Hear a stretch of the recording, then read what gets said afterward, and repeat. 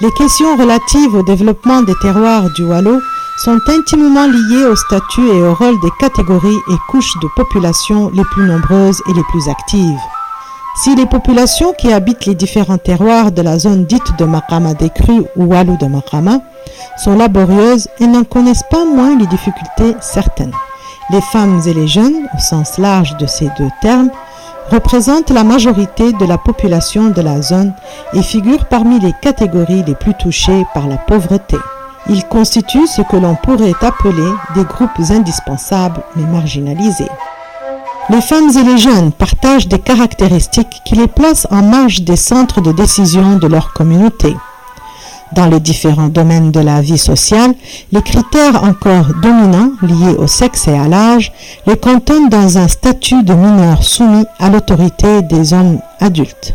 Si, pour toutes ces raisons, les femmes et les jeunes peuvent être comparés à des majorités marginalisées, les émigrés sont, quant à eux, une sorte de minorité qui, du fait de son éloignement plus ou moins prolongé du pays, se trouve à la marge de son développement. Si le rapport à la survie des populations de leur région d'origine est souvent vital, leur contribution à de véritables actions de développement reste encore très modeste. Donner la parole à ces trois catégories de marginaux essentiels, écouter leurs propos sur leur statut et rôle, leurs difficultés et leurs espoirs, est important à la compréhension du présent et de l'avenir du Waalo, de Makama et de ses populations.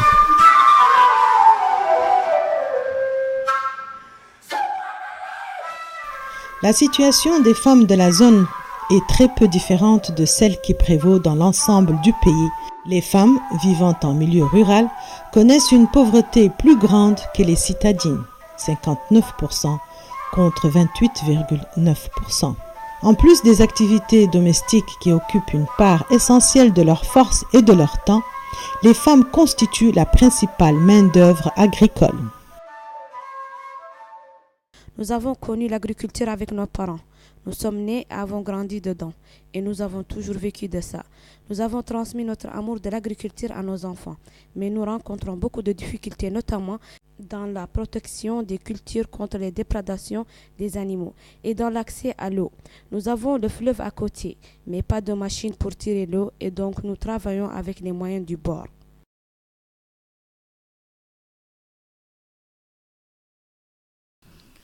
Dans la Chemama, où sont concentrées les couches les plus démunies et les plus vulnérables, il y a des femmes qui participent à toutes les étapes des activités agricoles. De fait, il y a une forte pauvreté. Les gens ici ont besoin de beaucoup de choses. Ils ont notamment besoin d'aide pour cultiver et commercialiser leur production. Ils n'ont pas de charrette ni d'argent pour louer un moyen de transport. Le sentiment d'abandon est très fort. Tout en étant conscientes de la valeur de leur contribution à la vie économique, les femmes ont la nette impression d'être les laissées pour compte du développement. Ce qui leur semble une forme d'indifférence est d'autant la responsabilité des pouvoirs publics que des organisations locales. On ressent une grande déception vis-à-vis des autorités chargées de la promotion de l'activité féminine. Tous nos efforts visant à obtenir de l'aide auprès des autorités sont presque toujours restés sans suite. Les coopératives constituent l'essentiel de l'activité des femmes. Elles ont énormément de problèmes, surtout en ce qui concerne la commercialisation de leurs produits.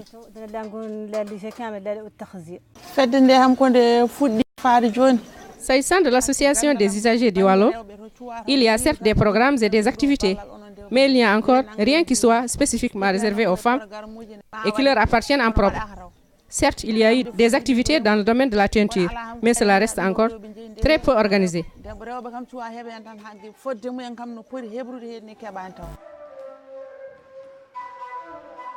Quelques initiatives ont été engagées en faveur des femmes depuis une décennie dans le domaine des coopératives ou des cultures maraîchères et plus récemment dans celui du microcrédit. Mais elles apparaissent aux yeux des intéressés comme du saupoudrage ou des actions ponctuelles sans lendemain. De l'État en particulier, Les femmes du Waalo de Makama attendent un engagement plus ferme en leur direction, mais elles sont assez lucides pour savoir reconnaître leurs propres faiblesses.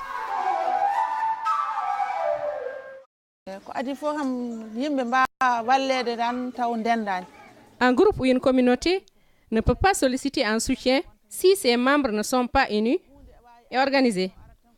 Les soutiens sont destinés aux organisations. Ensuite, il est nécessaire d'être motivé et mobilisé et de réaliser quelque chose si l'on veut bénéficier du soutien de l'État.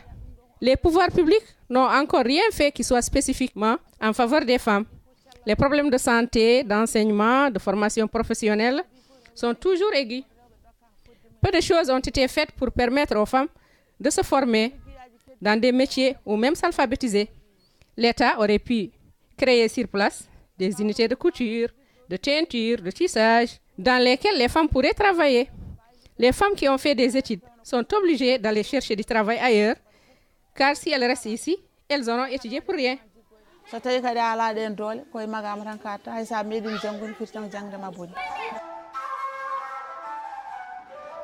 Être jeune dans une zone rurale, c'est faire face à une multitude d'obstacles et de défis. De Ndjadja Bini Chorfa à Sagné le Bali, les jeunes de la zone de Makama décrue sont confrontés dès leur plus jeune âge à une multitude de difficultés.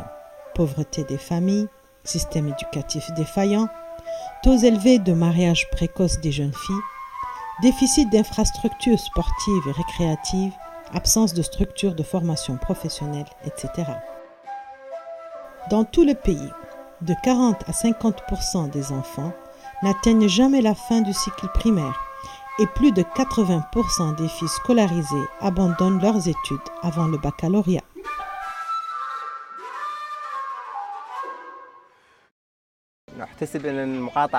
Je pense que la Muqata'a a beaucoup de problèmes dans le domaine de l'éducation, dont le plus important est le nombre insuffisant d'enseignants dans les écoles. D'autre part, les parents d'élèves doivent donner plus de temps et d'intérêt aux enfants, surtout que les élèves passent seulement 8 heures à l'école et le reste du temps, ils sont en principe entre les mains de leurs parents. Il doit y avoir une complémentarité des rôles dans ce sens. Les filles fréquentent l'école et quelques-unes ont même leur bac. Mais leurs études sont souvent entravées par le mariage et c'est seulement quand leur mari a l'esprit large qu'elles peuvent les continuer. Mais ce n'est pas le cas pour la majorité des maris, ce qui fait que les études de la jeune femme sont souvent sacrifiées.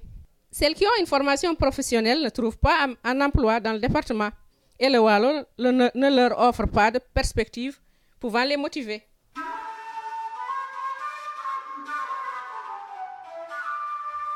Les conséquences découlant de la conjonction de ces obstacles et difficultés sont nombreuses.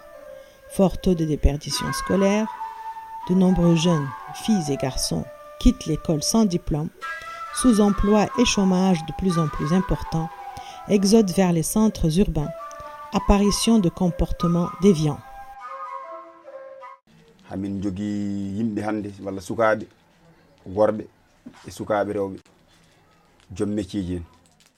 La plupart des jeunes ont un métier. Ils sont tailleurs, soudeurs, peintres en bâtiment, maçons, etc.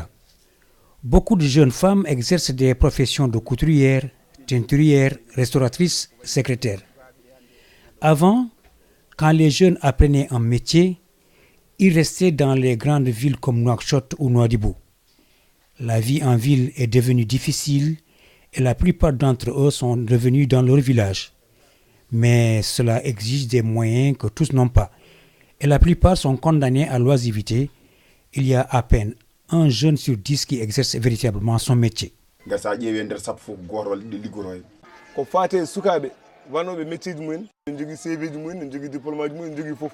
Beaucoup de jeunes qui ont suivi une formation professionnelle à Nouakchott ou ailleurs n'ont aucun débouché au niveau local. Il faudrait les aider en ouvrant des ateliers, car l'oisiveté peut conduire à des comportements malsains. Un jeune qui gagne sa vie par son travail peut satisfaire ses besoins. S'il n'a aucune ressource, il peut facilement tomber dans la délinquance.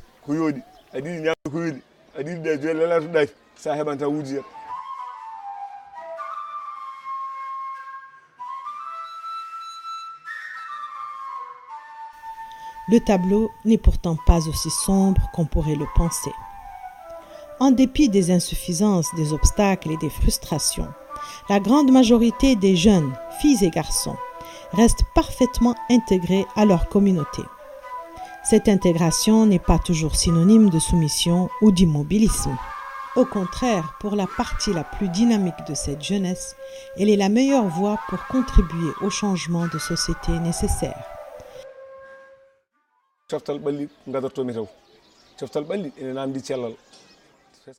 Il est vrai que les jeunes rencontrent de nombreuses difficultés. Pour les activités sportives, éducatives et culturelles, il y a un déficit de structure et d'espace. Le stade que vous avez vu a coûté théoriquement 17 millions d'Ouguya, mais il est mal équipé et impraticable à la moindre intempérie.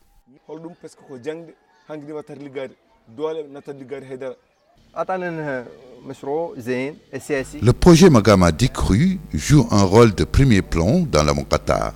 Il est certain que ce rôle peut être plus important avec une meilleure intégration de la jeunesse et une participation plus active à l'action en général. On doit donner plus d'importance à la formation. L'encadrement des jeunes est faible ou inexistant.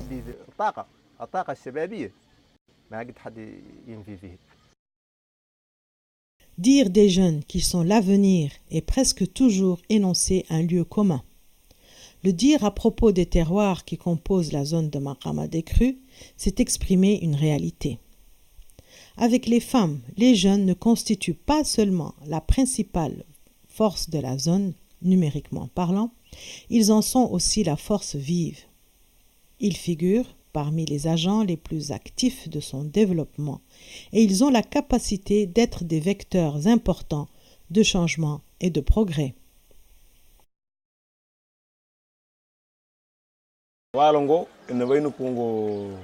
Le Walo, c'est de l'or.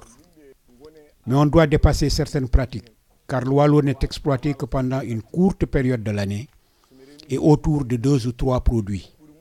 Il faudrait qu'avec la collaboration des jeunes, on trouve des solutions pour que les terres continuent à être exploitées en dehors de cette période et qu'on expérimente d'autres types de cultures.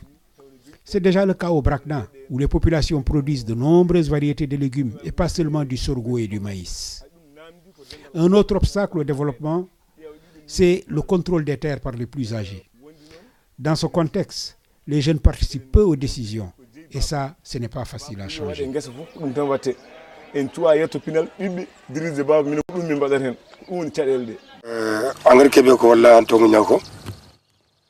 L'agriculture est chez nous une tradition héritée de nos ancêtres. Par contre, nous ne travaillons pas comme nos parents. Là, nous cultivons jusqu'à 10h, 11h, puis nous rentrons à la maison. Avant, nous cultivons jusqu'à 14h, puis nous allions manger, prier et nous reposer. Maintenant, ce n'est plus le cas. On ne peut pas obliger la jeunesse d'aujourd'hui. Il y a des charges de travail trop dures. Si tu veux cultiver jusqu'à 11h, retourner au village et revenir le soir, c'est difficile.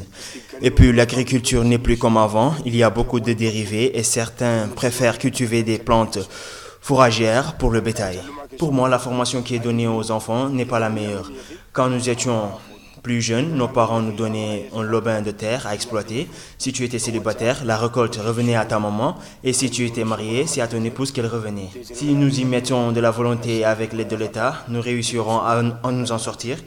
Parce que l'agriculture peut nous aider à subvenir à nos besoins et à nous développer.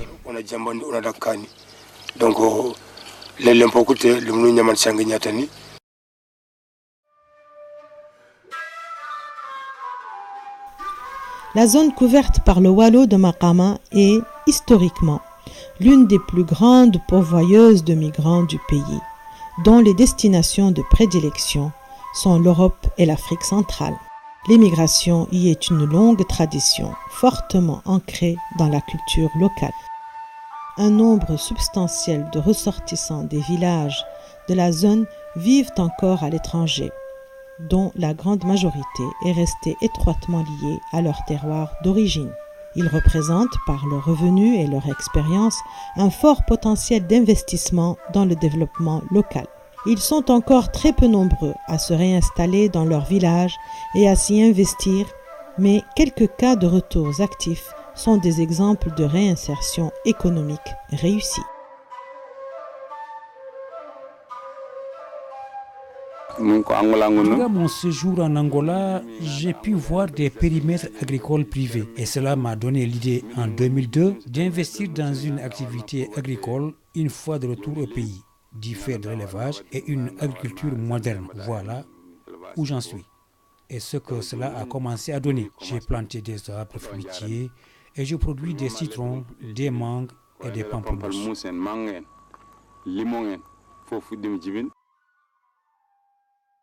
Réseau de Gorgoldo, Je crois être la seule femme dans la région du Gorgol à avoir réalisé un aménagement agricole privé. J'ai été présidente d'une association de femmes pendant plus de 7 ans. Je n'ai pas fait l'école et je n'ai participé qu'à quelques séminaires de formation. Mais j'ai toujours été attirée par le travail de la terre. L'idée m'est venue de créer ce verger. Il n'est pas facile d'organiser et de gérer un champ collectif. C'est pourquoi je m'y suis lancée toute seule. J'avais de la terre à ma disposition à proximité du fleuve, ce qui m'offrait des opportunités. J'ai donc commencé à exploiter ce champ. Par la suite, je me suis rendue en France où j'ai séjourné une dizaine d'années et j'ai engagé des personnes pour s'occuper du verger. Le grand âge et la maladie de mon père m'ont obligée à revenir. Depuis, j'ai décidé de rester ici et de m'en occuper moi-même. Je retourne de temps en temps en France pour différentes raisons, mais c'est à Wali que je réside principalement.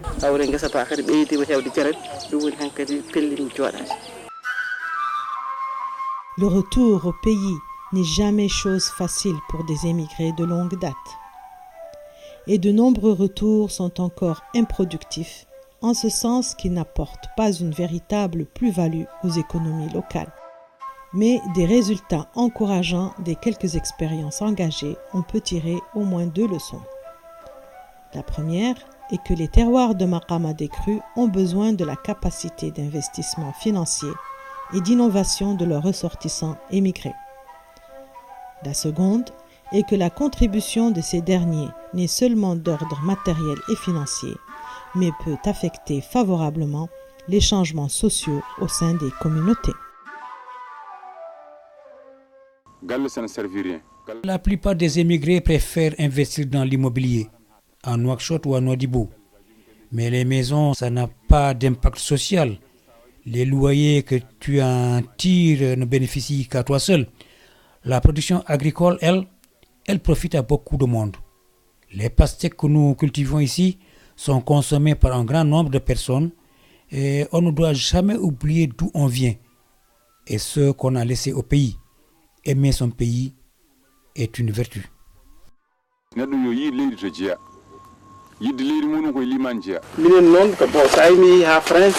J'ai vécu en France et je suis revenu dans mon village parce que j'ai compris que l'on peut être utile au sien où qu'on se trouve.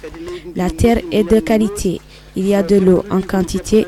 Une femme ne doit pas prendre prétexte du fait qu'elle est prise en charge par son mari pour ne rien entreprendre par elle-même. On ne peut s'accomplir et bénéficier de la considération des autres que lorsque l'on prend des initiatives utiles et qu'on se prend en charge. J'ai commencé cette activité depuis plus de 25 ans maintenant et j'en tire beaucoup de satisfaction.